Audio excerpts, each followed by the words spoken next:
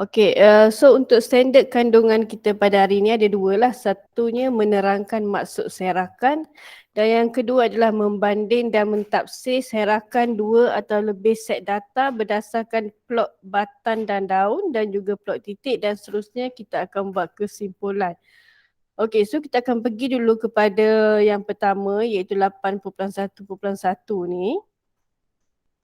Okey, kita apa yang dimaksudkan dengan sukatan serakan tu adalah gambaran tentang bagaimana data itu ditaburkan. Macam mana data itu bertabur maksudnya. Itu maksud serakan ataupun taburan. Dan serakan tu dia akan lebih besar kalau julatnya besar. Semakin besar julat, semakin besar dia punya serakan data lah. Okey, sebagai contoh, kalau kita nampak macam mana kita nak buktikan bahawa semakin besar kita punya julat, semakin besar dia punya serakan dia. Sebagai contoh kita ada pemanah satu ni, kita ada dua orang pemanah dan pemanah ni dia akan membuat panahan lah. Dia buat panahan 10 kali panahan. Untuk peserta pertama 10, untuk peserta kedua ni 10. Okey, kemudian katakanlah dah habis dah 10 kali dia memanah tu, ya inilah dia punya keputusan dia lah untuk pemanah yang pertama ni. Keputusan dia kalau kita nampak dia punya data-data dia ni berserak. Berserak tu maksudnya diletakkan lah. Berserak tu maksudnya ditaburkan. Taburan data tu. Taburan data bagi pemanah satu ni kalau kita nampak dia duduk dalam keadaan yang rapat-rapat. Dekat-dekat. Dan dia punya skor dia 7, 8, 9, 6 macam tu je. 6, 7, 8, 9 je. Kalau kita bandingkan dengan pemanah yang kedua ni, pemanah yang kedua ni kalau kita nampak dia punya skor dia ada 1, ada 9, ada 8. Dia punya taburan data dia tu bertabur secara luas. Ataupun kita panggil juga serakan. Serakan data itu adalah luas. Boleh faham? Inilah yang dimaksudkan dengan serakan. Semakin besar serakan bermaksud semakin besar dia punya julat dia. Julat ni apa dia? Julat ni, julat ni sebenarnya merujuk kepada nilai yang paling tinggi kita tolak dengan nilai yang paling kecil. Kalau kita nampak dekat sini untuk pemanah yang pertama ni, untuk pemanah yang pertama ni kalau kita nampak dia punya nilai yang tertinggi dia adalah 10. Nilai yang tertinggi dia adalah 10 dan nilai yang paling rendah dia adalah 6. So kalau kita buat 10 tolak 6, so kita dapat 4. 4 ni sebenarnya merujuk kepada julat. Dan kalau kita tengok pemanah yang kedua ni, untuk nilai yang paling tingginya adalah 9 dan nilai yang paling rendah dia adalah 1. So kalau kita buat 9 tolak 1, so kita dapat 8. Bermaksud semakin besar julat, semakin luas ataupun data serakan data itu adalah lebih besar ataupun lebih luas. Ini kita kadang-kadang kita panggil sebagai besar. Kadang-kadang kita gunakan perkataan luas. Luas ataupun besar. Boleh faham setakat ni? Main point dia adalah semakin tinggi ataupun semakin besar julat, maka serakan adalah semakin besar ataupun semakin luas. Okey, tadi saya dah sebutkan untuk kita mengira julat adalah nilai tertinggi, kita tolakkan dengan nilai yang terendah. Okey, katakan kita ada satu set data. Ya, ini adalah satu set data. Kemudian kita diminta untuk menentukan apakah julat bagi set data tersebut. So kita kena pasti yang manakah nilai yang tertinggi dan mana satukah nilai yang terendah. Okey, so kita kena carilah nilai yang tertinggi. Setakat ni kita jumpa 91. Dan kita nampak ada lagi tak? Tak ada. So kita tahu nilai yang tertinggi adalah 91 dan kita cari nilai yang terendah. Nilai yang terendah 25, 13, kemudian 12. So kita dapat tahu nilai yang terendah adalah 12. So julat bermaksud nilai yang tertinggi kita tolak dengan nilai yang terendah. So kita dapat jawapannya adalah 79. Betul ke 79? 91 tolak dengan 12. So kita dapat jawapannya adalah 79. 79 ini mewakili julat bagi data Ataupun kadang-kadang kita sebut sebagai julat, kadang-kadang kita sebut sebagai beza. Ini adalah istilah saja. Dari segi istilah saja, beza ataupun julat. Dan kadang-kadang data ini juga ditulis dengan menggunakan perwakilan data lebih besar atau sama dengan P dan juga data lebih kecil atau sama dengan Q, di mana nilai P ini merujuk kepada nilai yang terendah dan nilai Q ini merujuk kepada nilai yang tertinggi. Yang ini bermaksud dia punya julat dia lah. Julat dia daripada nombor yang paling kecil sampailah nombor yang paling besar. Nilai yang paling besar. Yang itu kita panggil sebagai julat. Okey, so senang je kan? Untuk tajuk depan ni dia senang je. Okey, so kita pergi kepada latihan sikit lah. Kita pergi kepada latihan. Dia kata set data menunjukkan bilangan pesakit COVID di 2 buah mukim pada bulan September 2021 dan kita ada 2 mukim lah, satu mukim A dan satu lagi mukim B.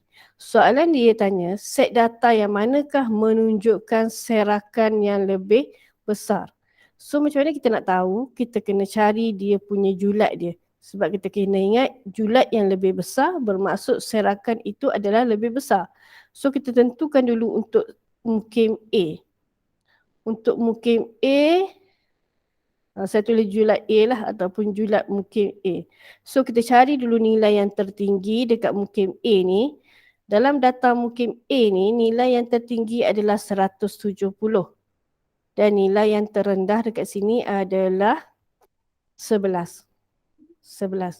So 170 kita tolak dengan 11.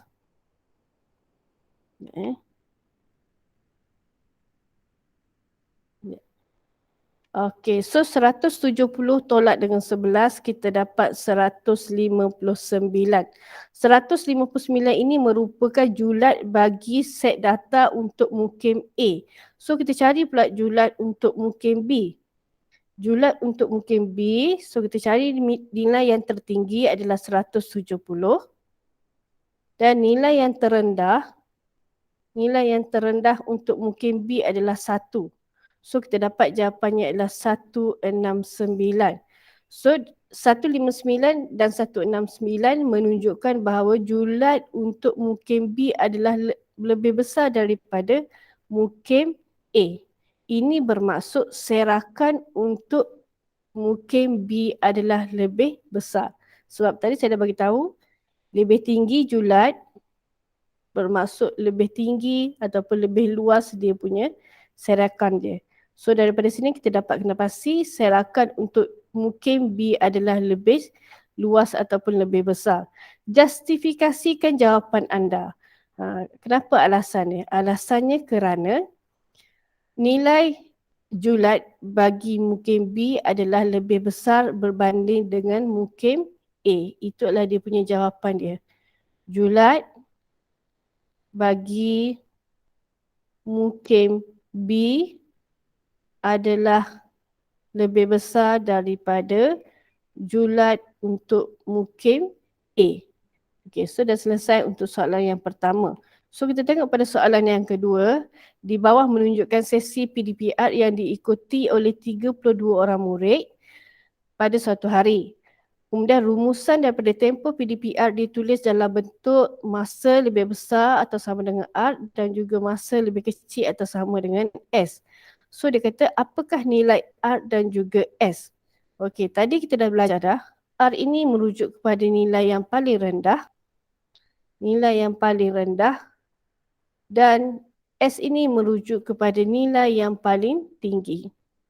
Nilai yang paling tinggi. So kita kena cari dalam kita punya data ni. Apakah nilai yang paling rendah? Kalau di sini kita dapat tahu nilai yang paling rendah adalah 1. Dan nilai yang paling tinggi adalah 8. Nilai yang paling tinggi adalah 8. So dekat sini kita dah tahulah R adalah 1 dan S adalah 8. Senang je. Untuk bab 8 ni, dia punya depan tu senang saja. Kemudian berapakah julat bagi data di atas? So julat adalah nilai tertinggi tolak dengan nilai yang rendah. Bermaksud nilai tertingginya adalah 8, nilai terendah adalah 1. So kita dapat jawapannya adalah 7. Ya, ini adalah julat bagi data di atas. Okey, so ada apa-apa pertanyaan tak untuk 8.1.1 ni? 8.1.1 ni saya rasa dia punya soalan dia senang saja. Kalau kita tengok dalam praktis kendiri pun, kalau you all nampak dalam soalan tu, insya-Allah boleh jawab lah. Sebab dia tanya soalan dia tentukan suhu terendah, suhu tertinggi, tentukan beza. Beza tu merujuk kepada julat lah. Okey, so untuk praktis kendiri tu nanti you boleh cuba sendiri sebab saya rasa itu senang saja. Okey, so kita pergi kepada 8.1.2, membandingkan dan mentafsir serakan bagi 2 atau lebih set data. Kemudian kita akan membuat kesimpulan. Kalau tadi tu kita hanya ada 1 set data, so untuk yang ni kita akan belajar 2 set data. Okey, untuk 8.1.2, yang kita kena tahu adalah cara untuk kita membuat plot batang dan daun dan juga macam mana kita nak melukis plot titik bagi data yang dia beri. Okey, kedua-dua ni adalah kaedah untuk kita mewakilkan data ataupun memberikan gambaran tentang data. So kita pergi pada satu persatu lah. Kita pergi kepada plot batang dan daun. Okey, katakan kita diberi satu set data, yang ini adalah satu set data dan daripada set data ni kita diminta untuk melukis plot batang dan daun. Okey, so cara dia, katakan kita tengok pada nombor 21 ni. Nombor 21 ni, yang ini adalah mewakili nilai tempat puluh, yang ini adalah mewakili nilai tempat bagi SAR. Okey, untuk puluh, kita akan letakkan pada bahagian batang. Untuk SAR, kita akan letakkan pada bahagian daun. Sebab itulah dipanggil batang dan juga daun. Okey, so yang ini adalah batang. Kita buat table, buat jadual. Di lajur yang pertama ni, kolom yang pertama kita namakan sebagai batang dan lajur yang kedua kita namakan sebagai daun. Daun ni untuk kita masukkan nilai SAR, batang ni untuk kita masukkan nilai puluh. Okey, katakan kita ada 21, bermaksud okey, so sekarang kita nak ni dulu. Katakan kita ada sekarang ni, kita ada 15, kita ada 10 ke atas lah, 10 ke atas, kita ada 20 ke atas, kita ada 30 ke atas. Nilai puluh dia lah, 40 tak ada. So kita ada 1, 2, 3. Bermaksud dekat batang ni kita akan masukkan 1, 2, 3. 1, 2, 3. Kalau kita ada lagi nombor 40, 41, bermaksud kita akan ada batang 4. Sekarang ni kita ada batang sampai 3 je sebab 3 adalah nilai yang paling besar untuk puluh pada dalam kita punya set data ni. Okey, so tadi sebuah pasal 21 kan? Okey, yang 21 tadi tu, berbalik kepada 21 tadi tu, 2 kita akan letakkan pada bahagian batang dan 1 kita akan masukkan pada bahagian SAR. 1 kita akan masukkan pada bahagian SAR ataupun pada bahagian daun. Tetapi kalau macam ni, kita tengok yang ada yang belas-belas dulu. Kita tengok data yang belas-belas dulu. Yang bermula dengan 10, 20, 10, 11, 12, 13 lah. Kita tengok dekat sini kita ada 10, kita ada 15 dan kita ada 14, kita ada 15. Okey, cara untuk kita masukkan dalam kita punya jadual ni, dia mesti bermula daripada yang kecil sampailah yang besar. Maksudnya kat sini kita tak bolehlah nak masukkan 15 dulu, kita kena masukkan 10 dulu. Kalau 10, 1 kita letakkan pada batang, 0 kita letakkan pada daun. So 0 dia akan ada pada bahagian daun. Kemudian kita tengok yang kedua. Yang kedua adalah 14 sebab 15 ni lagi besar, 14. So 1 letak pada batang, so 1 kita dah ada. 4 kita letakkan pada daun. Dah selesai 4. Kemudian kita tengok 15. 15 1 dah ada dan daunnya adalah 5. Bermaksud batang tu kita hanya tulis sekali saja, daun saja yang kita akan tulis sebanyak beberapa kali yang dia adalah Macam dekat sini kita ada 15, kita ada 2. So bermaksud kita akan masukkan 2 kali 15. 15, 15.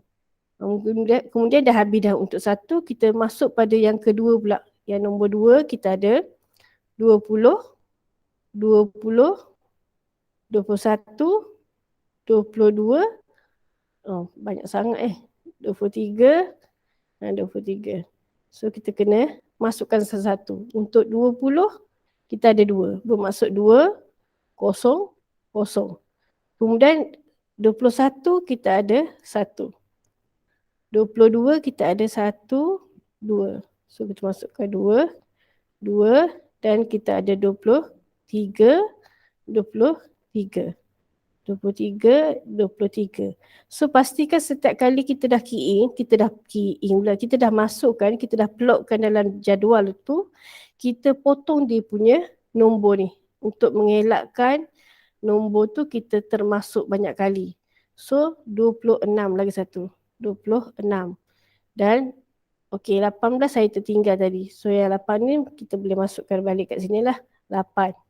Dan yang terakhir adalah 31 dan juga 33. So 31, 33. Maka lengkaplah kita punya blok batang dan daun kita. Maksudnya untuk batang kita hanya tulis sekali saja, untuk daun saja yang kita akan tulis beberapa kali yang dia ada. Macam pokok lah. Ini adalah pokok. Kita istilahkan sebagai pokok. Kemudian pokok dia ada satu batang je. Yang bertambah adalah dia punya daun dia. Yang bertambah adalah dia punya daun dia. Mungkin disebabkan itulah dia dinamakan sebagai blok batang dan juga daun. Okey. Setakat ni boleh faham tak? Boleh. Okey, kemudian kita pergi kepada plot titik. Plot titik tak keluar pula ya.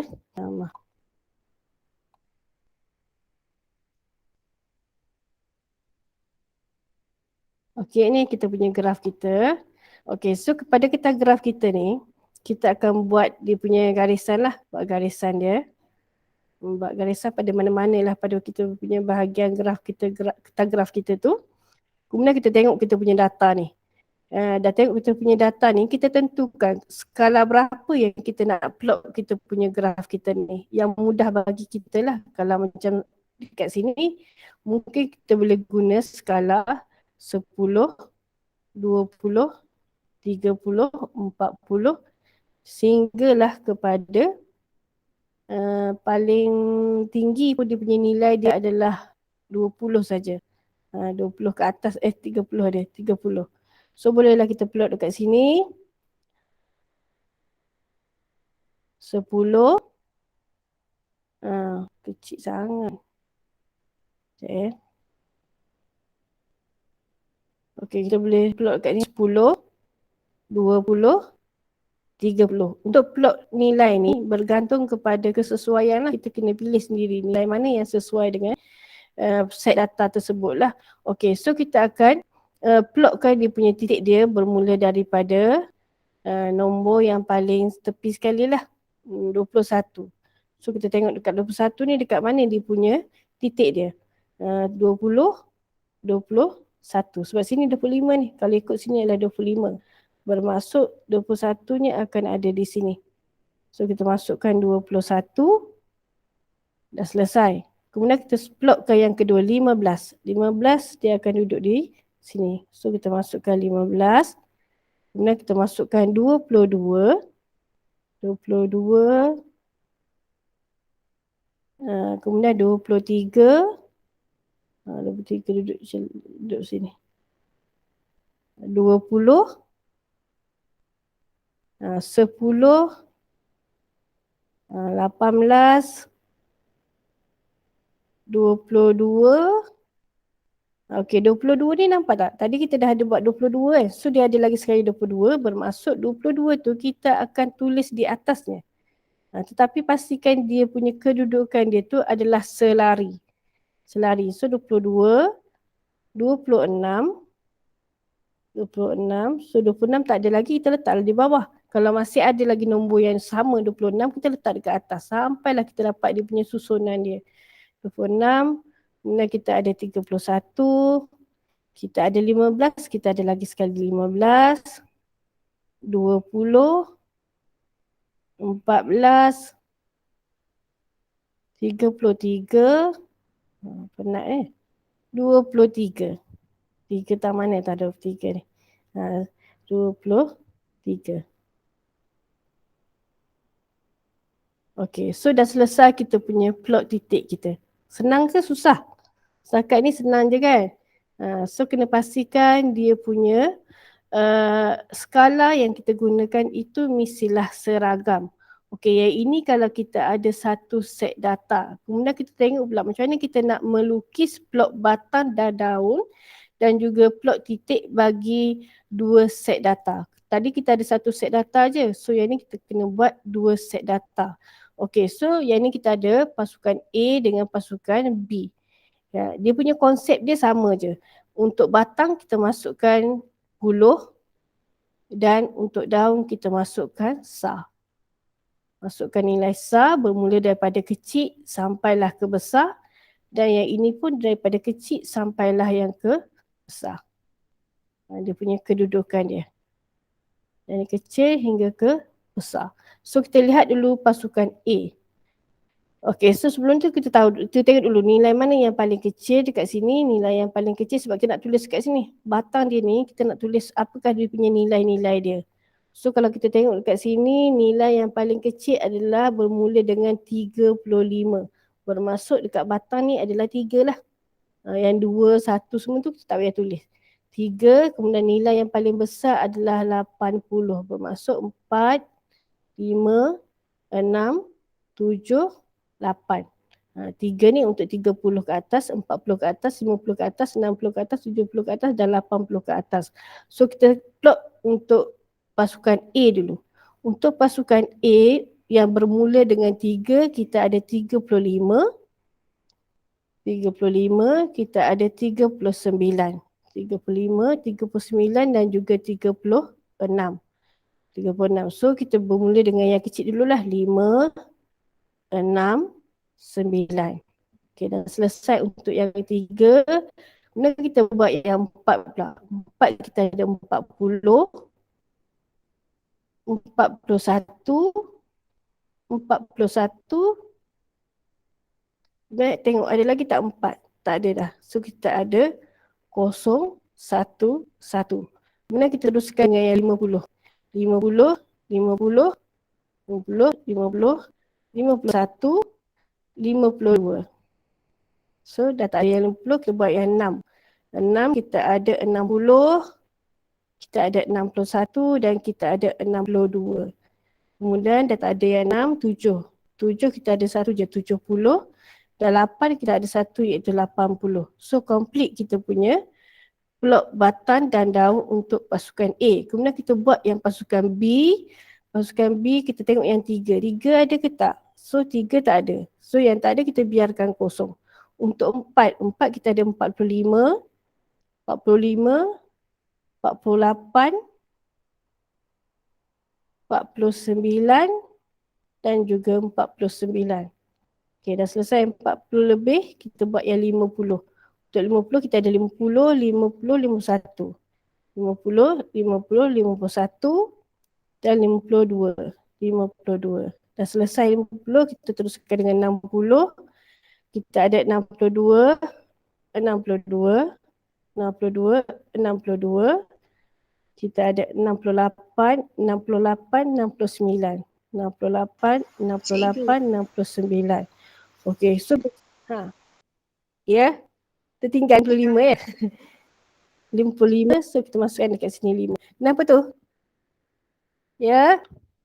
Siapa yang panggil tadi? Husna tu? Bukan saya. Husna? Ya kan, siapa yang panggil tadi? Saya. Ada apa tu? Tak ada ada, tanya ke? tadi tinggal. Okey, itulah saya tertinggal. Okey, yang 55 tu kita masukkan balik lah 55. Okey, katakan kita tertinggal 50 contohnya. So kita kena ni lah, kita kena masukkan balik dia punya ni, tapi mesti ikut dia punya turutan dia, susunan dia. So dah lengkap kita punya batang dan daun untuk dua set data. Okey, so daripada sini, daripada plot ni, kita kena tahu juga macam mana kita nak baca dia, macam mana kita nak mentafsir dia. Nak mentafsir dia, yang pertama kita boleh tafsirkan dari segi serakan data dia. Kalau kita perhatikan dekat sini, serakan data A ataupun serakan data B yang lebih besar. Nampak tak dekat sini? Yang mana satu yang lebih besar? Kalau kita nampak ni daripada plot batang dan daun ni, kita akan nampak serakan untuk A ni dia lebih besar. Sebab dia duduk daripada sini sampai ke sini. Tapi untuk B, dia hanya duduk setempat je. Duduk satu ni je. Satu kelompok je. So dia punya serakan data dia tu adalah lebih kecil kalau kita nak bandingkan dengan serakan data pasukan A. Kalau yang A ni dia punya nilai dia adalah terserak bertaburan lebih luas daripada pasukan B. Dan kalau kita nak confirmkan pun, kita cari dia punya julat dia. Julat dia, so kita akan nampak kalau yang A ni 80 tolak dengan 35, iaitu nilai yang tertinggi tertolak dengan nilai yang paling rendah, so kita dapat 45. Tetapi kalau kita nampak pasukan B ni, nilai yang paling tinggi adalah 69 dan kita tolak dengan nilai yang paling rendah iaitu 45, so kita dapat nilainya adalah 24. So daripada sini pun kita dah nampak dah bahawa serakan data untuk pasukan B itu adalah lebih kecil. Dia punya data dia hanyalah bertaburan daripada kawasan 4, 5 dan 6 saja. Kalau kita nak bandingkan dengan pasukan A, dia punya data dia bertaburan lebih luas. Okey, yang itulah yang dikata membandingkan dan juga mentafsir. Boleh? Bukan setakat kita kena tahu plot je, kita kena tahu juga macam mana kita nak bandingkan data-data tersebut. Okey, so kita pergi kepada plot titik pula. Plot titik ni macam mana kita nak buat kalau kita ada dua set data. Cara dia sebenarnya sama macam yang ada satu data, cuma kita akan plotkan di atas bawah dan kita kena gunakan skala yang sama. Kalau di bawah ni kita pakai 10, 10, 10, 20, 30, 40. Yang atas ni pun kita kena guna 10, 20, 30, 40, 50 macam tu. Skala yang sama. Sebabnya kalau kita gunakan skala yang sama, baru kita boleh buat perbandingan. Baru kita boleh nampak yang mana satukah data yang pencong ke kiri, maksudnya dia banyak ke kiri, ataupun data tu dia banyak ke kanan, ataupun data tu yang mana satu yang lebih tinggi, kita boleh nampak kalau kita gunakan skala yang sama. Okey, so dekat sini kita plotkan yang atas ni ialah untuk pasukan A dan yang bawah ni ialah untuk pasukan B. Pasukan B. Kemudian kita tengok daripada nilai ni, kita nak pakai skala berapa. Skala berapa, kalau kita nak tentukan skala, kita kena tengok secara keseluruhan lah. Tengok semua sekali. Nilai yang paling tinggi, nilai yang paling rendah. Yang paling rendah adalah 35 dan yang paling tinggi adalah 80. So dekat sini kita boleh start dengan kalau 35 kita boleh start dengan 20 lah. 30. 30. Apa ni? 40, 50, 60, 70, 80. So dekat sini pun kita kena buat 30, 40, 50, 60, 70, 80. Kalau kita ada graf yang lagi besar, so kita boleh kecilkan 30, 35, 40, 45, 55. Dia bergantung kepada kesesuaian lah. Yang mana satu yang mudah untuk kita plotkan dia punya titik tu. Kemudian kita plotkan titik pasukan A dulu. Pasukan A kita plotkan ke atas ni lah. Sebab yang ini kita akan plot untuk pasukan B. Okey, untuk pasukan A kita ada 35. Okey, yang ni saya plotkan ikut ni tak ni sangatlah, tak tepat sangatlah dia punya ni. 35. Sebabnya payah kita nak tunjukkan yang betul-betul dia punya skala dia ni. Kemudian 61, 41, 60, 51, 80, 50, 50 ada dua kan. So atas bawah lah 50, 52, 36. Ni dah tepek dengan 35 dah. Kemudian 40, 41, 70. Yang ni you kena plot betul-betul lah. Saya ni main plot ikut suka je ni. 39 dan juga 62. Okey, kemudian kalau kita tengok yang pasukan B pula, pasukan B 50, 68, 51, 50, 62, 45, 45, 49, 68. Ikut suka je saya nak letak kat mana 68 tadi dah ada dah. 68. So 68 tu dia akan duduk atas bawah lah. 68. Kemudian 55, 55, 62, 49, 49, kemudian 52, 48, 69. Ini kena plot betul-betul lah 69. Okey, so kita dah ada dah 2 plot ni. Daripada sini maksudnya kita dah berjaya dah membuat plot titik, dan daripada sini kita boleh nampak lah dia punya data tu serakan mana yang lebih luas. Kalau dekat sini kita nampak serakan ini adalah yang lebih luas lah.